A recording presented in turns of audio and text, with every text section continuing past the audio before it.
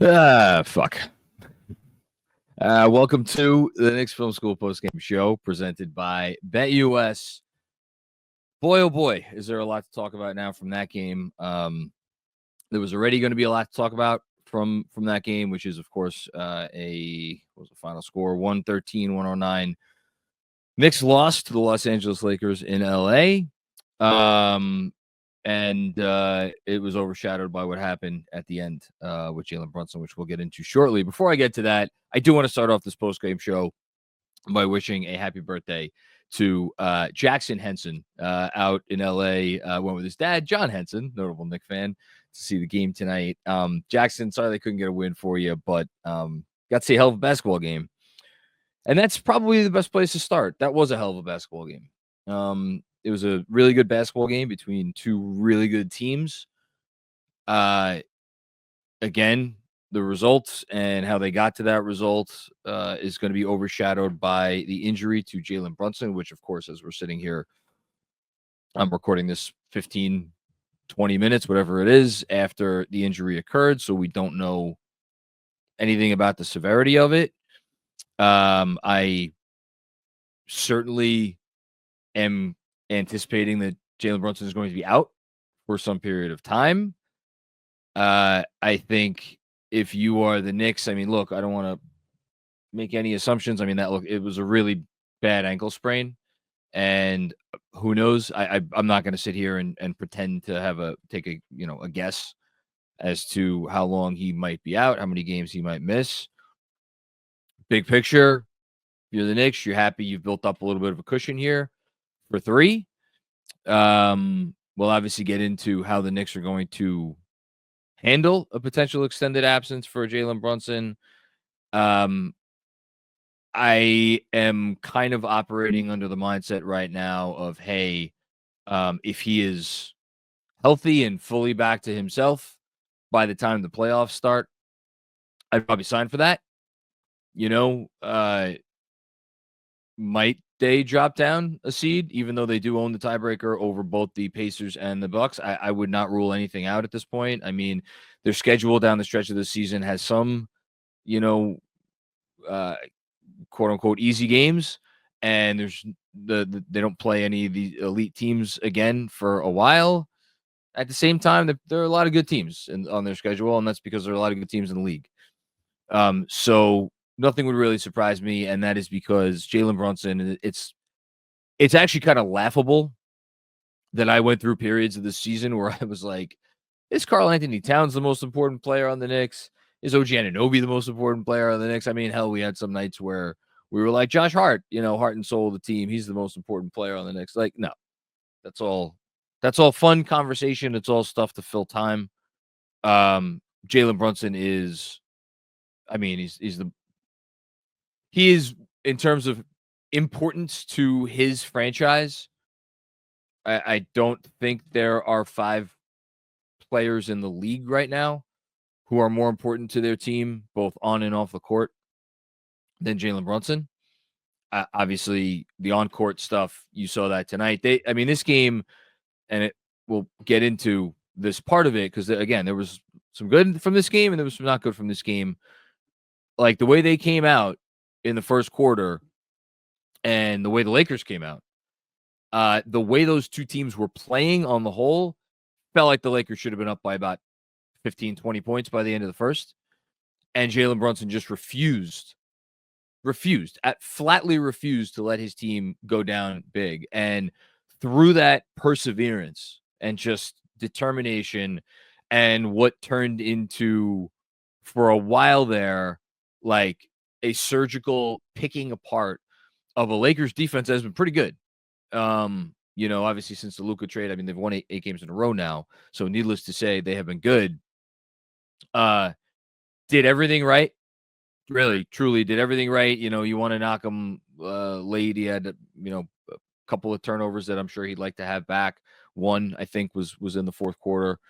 And then the only difference between this being and a game, there are a couple things that we could pick on about how they ended up in overtime that they shouldn't have been in overtime. One of those things is just they couldn't hit a 3. And Brunson tonight, 1 of 6 from deep. He's been how many huge threes has he made in clutch situations? Couldn't get one to go down tonight. It happens. Certainly not going to fault him for it. The point remains, this franchise is nothing, and this team is nothing without Jalen Brunson. And I just sitting here right now hoping against hope that this injury is weeks and not something else. If it's weeks, you handle that. Even if you lose most of the games in that time, like you're okay with that. If it's weeks, so more than weeks, it's a different conversation. So I don't really know what else to say about it because we don't know anything else right now. I mean, I'm sure at some point tonight we'll probably get into what they might do and how they might handle his extended absence, how they might rejigger the offense and things of that nature. But we'll save those conversations for a different day once we get something more of an update. Although, knowing the Knicks, Jalen Brunson could be questionable on the injury report for tomorrow and then not play in the game and stay on the injury report listed as questionable or day-to-day or whatever for the next, 3 weeks. And it's just that's because that's kind of how the Knicks operate. Well, again, conversation for a different day. For right now, we just hope he's okay. Talking about this game. Frustrating loss. Certainly a frustrating loss. But we've had a lot of frustrating losses this year, and those frustrating losses have come in many shapes and sizes. There have been frustrating losses, obviously, against the best teams in the NBA, where the Knicks did not show up, or at least did not look like they deserved to be on the same court as the opponent they were playing. We have had frustrating losses in which the Knicks lost games that you felt that they should have won because they, maybe lineup decisions, particularly poor performances by certain players, maybe not taking an opponent seriously, maybe not, crossing their T's, dotting their I's, those sorts of things. I don't know how many frustrating losses we've had like this one, where they played well enough to win in terms of, I thought, their effort level. After that opening 4, 5, 6 minutes, whatever it was of the first quarter, I thought their effort level, obviously on defense in particular, was exceptional for most of the game. And I thought, again, for the most part, their execution matched that effort level for, again, most of the game. Not all of the game, most of the game. I get the fourth quarter happened. I get they had, I think it was a 10-point lead in the fourth quarter, and they let it all slip away. I get all that. And I get we are going to get into the reasons why that lead dissipated and whether or not they could have done anything to stop it. But if you are putting the Brunson injury aside, to take a big picture takeaway from this game in a way that is positive, I'm going to point to the defense. Obviously gave up 99 points to the Lakers in regulation. And the way the Lakers came out, it looked like they were going to score 199 points. So to limit them eventually to 99, I thought was really good. Yeah, the Lakers 3-point shooting for much of the game was very poor. And then in the fourth quarter, they turned it around. Hold on, I have it right here. So coming into the fourth quarter, the Lakers were 7 of 27 from deep. In the fourth quarter, they were 5 of 11 from deep. So, look, if you want to turn around and you want to say, it wasn't good defense, the Lakers were just missing threes. And then in the fourth quarter, they started making their threes, and that's all it was. I personally didn't read it that way. I thought there was some genuine defensive improvement. I thought they were at the point of attack, they were good. I thought their contests were good. I thought they were not getting blown by. And if there was a defender that got penetration off of the, initial rotation or whatever, I thought the rotations tonight were really good. We saw a lot more switching tonight, willing switching, including switching Karl-Anthony Towns, like repeatedly letting Karl-Anthony Towns switch onto Luka Doncic. Were there some really rough Karl-Anthony Towns defensive possessions, particularly towards the end of the game? Absolutely. Is there a case to be made? And I don't know that I am prepared to make it, but is there a case to be made that as the Knicks had the lead in the fourth quarter and Karl-Anthony Towns clearly, whether it was because he's still kind of thinking and bothered by what the unspeakable tragedy that occurred in which a close person to him passed away from cancer. Again, that I that has not been like confirmed 100%, but just you read the tea leaves, you see the tweets. Could that have been affecting them? I mean, he went 3 of 13 from the field. I have to think that it was at least weighing on him. But getting back to, again, the decision making, is there a case you could have made that with the lead, what it was, you could have put Mitch in for defensive purposes more down the stretch of that, or just period down the stretch of that game, and tried to win the game that way? There's a case. Again, I'm not sure that I'm going to make that. Not in with Mitch. It's his fourth game back. I think the Lakers would have, and then this obviously gets into the Josh Hart of it all, because if you're putting Mitch out there, can you survive against that Laker defense with both Mitch and Josh Hart on the court at the same time? Probably not. We're going to get into Hart's game. Fascinating Hart game. So we could talk about that decision if you want, but I thought by and large, Karl-Anthony Towns' defense was very good throughout this game. He showed that, like, look, there are times where they're going to get me on a switch, but I think compared to the alternative, I think what we saw tonight was good. And what I liked about it is it wasn't exclusively switching. There was some switching in there. There was some keeping him in drop. I thought with Jalen Brunson, well, I also thought for the most part had a nice defensive game. There was a lot of, hedge and recover in a way that was actually tenable, in a way that was actually effective, how a hedge and recover scheme is supposed to work. I thought that I thought that was a good strategy, and it is a strategy that I would like to go see them go to more. So, and OG Anunoby. I don't know that OG closed the game with the amount of defensive, tenacity that he had. Really, it was really in the second quarter, which is when the game turned. I thought Deuce came in, gave him a really nice punch off the bench. His on-ball defense I thought was exceptional. And then OG Anunoby came in, or OG Anunoby kind of picked up the baton and took it from there. And again, we said it in the Miami Heat game. When OG Anunoby wants to wreck a basketball game, he's more than capable of wrecking a basketball game. And for a while there, he was wrecking this basketball game. Kind of tapered off towards the end. So yeah, good stuff with the defense. In terms of other good things, like, we saw our first Karl-Anthony Towns and Mitchell Robinson minutes. That was fun. It was short-lived. It did not last very long, but for the short snippet we got it. It was okay. I talked about Jalen Brunson. I think OG, he had a magnificent second quarter offensively, and I think he is clearly back to kind of feeling himself on the offensive end. But end of the day, 7 of 18 from the field, 20 points, 18 field goals. Really could have used, he had 2 great looks from deep to start the overtime period, and couldn't get either of them to go down. Had a couple other ones around the rim that didn't go. Obviously, the missed free throw late was by that point though, I'm not going to make a big deal of that, but it's not ideal. And then the other positive, and we're going to use this to transition into some of the other stuff, the Josh Hart issue, and it's been an issue, was rearing its ugly head again.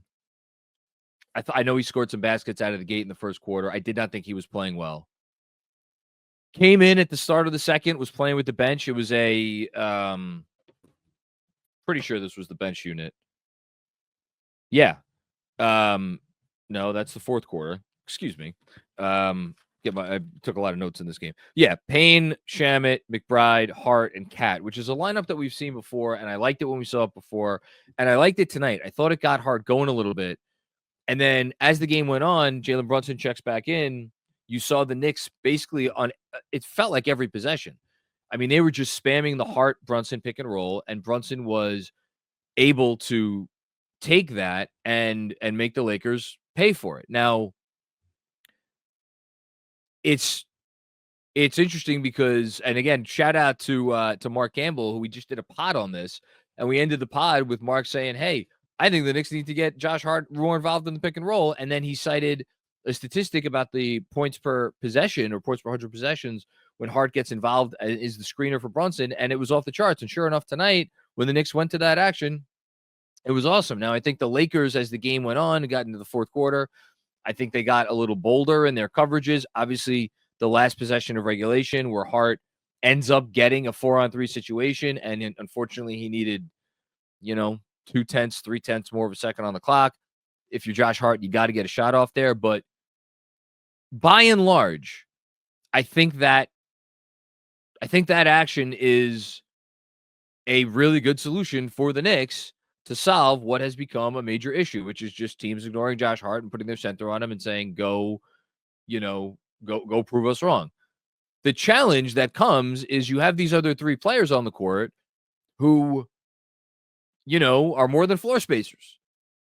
In Mikal Bridges, OG Anunoby, probably that's his best use, but like Mikal Bridges and certainly Karl-Anthony Towns. So how does the Towns piece fit? Again, I'm certainly not going to be critical of Towns, but in terms of their usage of Towns, in terms of Towns' role in the offense tonight, he took only 13 shots and he was not involved at all.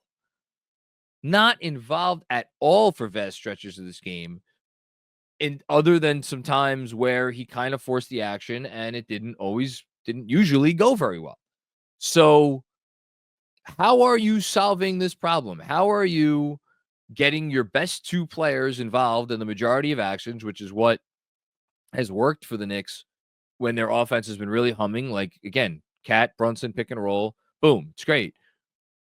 But if teams are going to guard Josh Hart the way they're currently guarding him, it makes it tougher to run that action, which gets us back to the question of the starting lineup. And the starting lineup to start this game was atrocious. Absolutely atrocious. Now, did they get better? Yeah. They were fine, I thought, for the most part, towards the end of the first half. I thought they came out in the third quarter, again, played pretty well. Does it feel like they are truly humming here?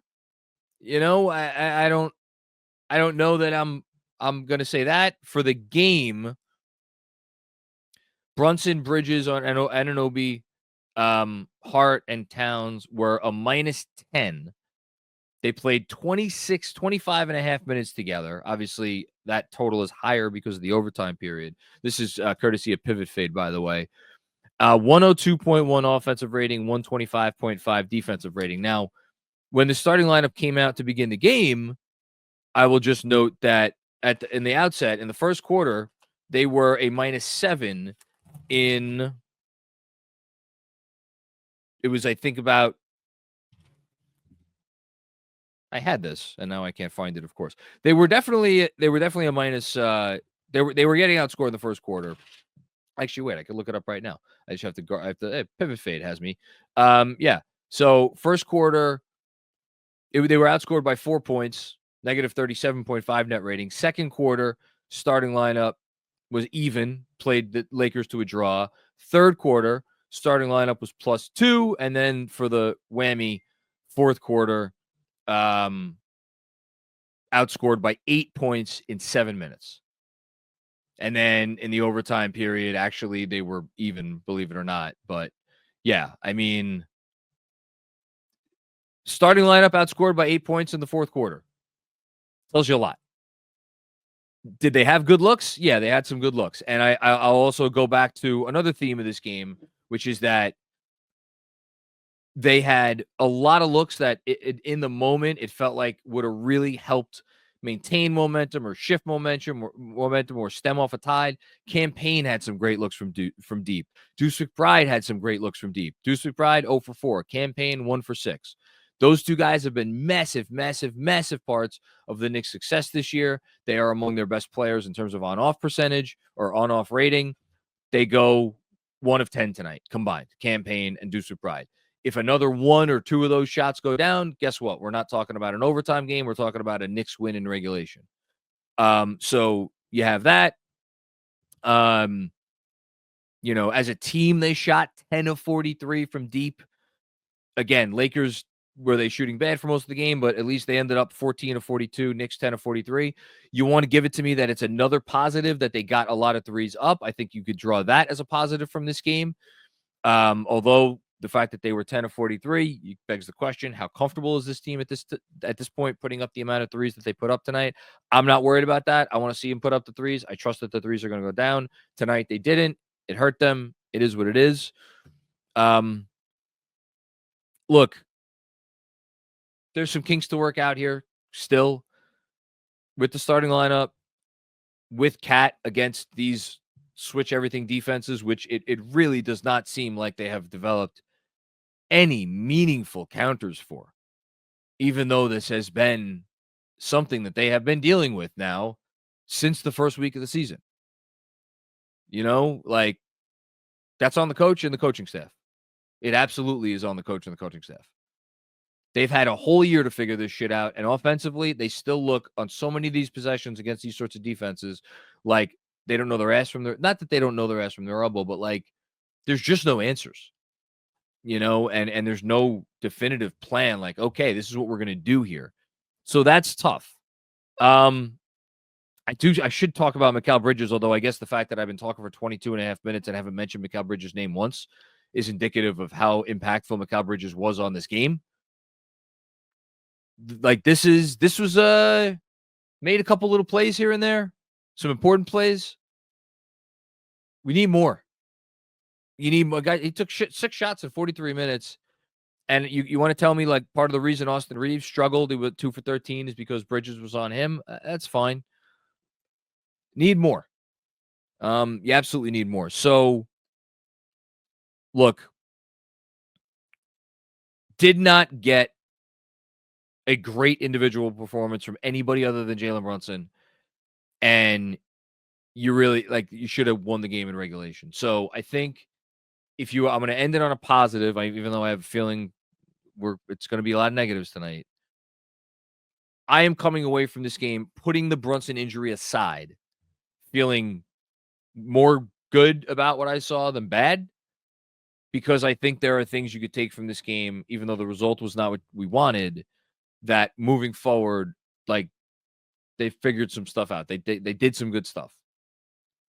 Still got a long way to go. That's just the fact of the matter. Still got a long way to go. And now, this statistic is going to be even more prevalent. Now they're going to, 0-9 against top 2 seeds. It is what it is. Can't run from it.